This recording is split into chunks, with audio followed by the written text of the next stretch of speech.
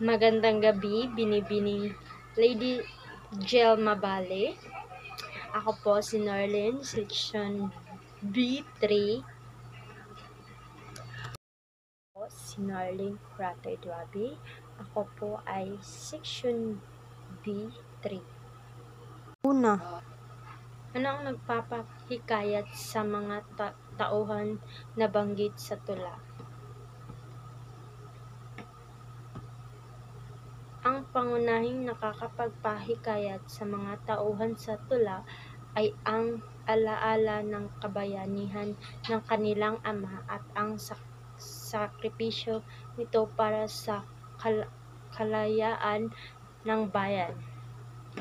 Ang pangunahing na ipagpapatuloy ang ipinaglalaban ng kanilang ama at ang pangarap na makamtan ang tunay na kalayaan ay ang nagbibigay inspirasyon sa kanila. Sa madaling salita, ang damdamin ng pagmamahal sa bayan, ang pag-asa at ang pangarap na maitaguyod ang ipinaglalaban ng kanilang mga magulang ang nagpapahikayat sa mga tauhan sa tula ng patuloy na magsikap at magtaguyod ng dangal at katarungan sa kanilang buhay. Pangalawa, ano ang saloobin ng persona tungkol sa kahirapan at kawalang katarungan nangyayari sa lipunan? Ang tulay ay naglalarawan ng hirap at pasanin ng isang anak na bayani na naniniwala ng kanyang ama na nagbuwis ng buhay para sa kalayaan.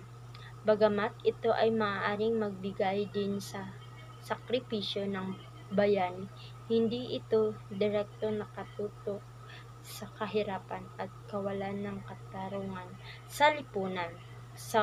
Sa wakas, ang interpretasyon ng mga mambabasa ukol sa saloobin ng personal ay maaring mag-iba-iba, maaring makikita ng mga elementong naglalarawan ng kahirapan at kawalan ng katuturang sa tula. Ngunit ang pangunahing layunin nito ay mas nagtutuon sa damdamin ng anak na isang bayan hinggil sa pagkawala ng kanyang ama. Pangatlo, ano ang kamalayan ang pinupukaw ng persona sa mga Pilipino? Pangatlo, ang kamalayan na ito ay nagtutugma sa kamalayan ng mga Pilipino noong panahon ng himagsikan, kung saan ang mga bayani ay nag-aalay ng kanilang buhay para sa layunin ng bayan. Hinaharap ng persona ang mga hamon ng buhay ay walang ama, ngunit sa kabilang nito ipinapahayag ang determinasyon na itaguyod ang nasimulan ng kanyang ama.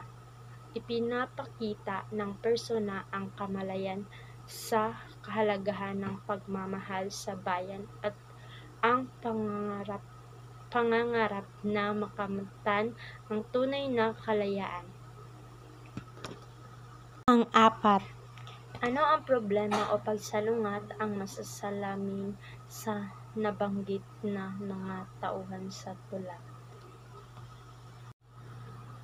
Ang pagpapakita ng determinasyon na ipagpapatuloy ang nasimulan ng ama ay maaaring maging isang anyo ng pagsalungat sa pagsubok ng buhay. Maaaring maging pagsulong ang pagtatanong ng persona ukol sa kadahilanang nagtutulak sa isang tao na maging bayani at mag-alay ng buhay para sa bayani. Ito ay maaaring magbigay pagtanong ukol sa katarungan at pangangailangan ng pagbabago sa lipunan.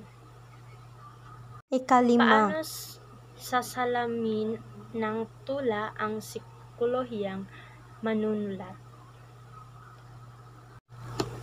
Ang tono ng tula ay puno ng pangungulila at lungkot. Maaari ituring na ito ay isang pasalaysay na personal na damdamin ng manunulat, na maaari ng ugat mula sa sariling karanasan, obserbasyon sa kalagayan ng mga pamilyang naiwan ng mga bayani.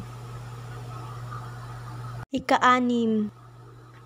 Paano nakakaapekto ang mensahe ng tula sa iyong damdamin at kaisipan? Ang tula ay maaaring mag-udyok sa mababasa na mag-isip ukol sa katarungan at karapatang pantao. Ang pangangailangan ng personal na malaman ang dahilan sa pagkamatay ng kanyang ama ay maaaring mag-udyok sa mambabasa na magtanong sa sarili hinggil sa katarungan sa lipunan.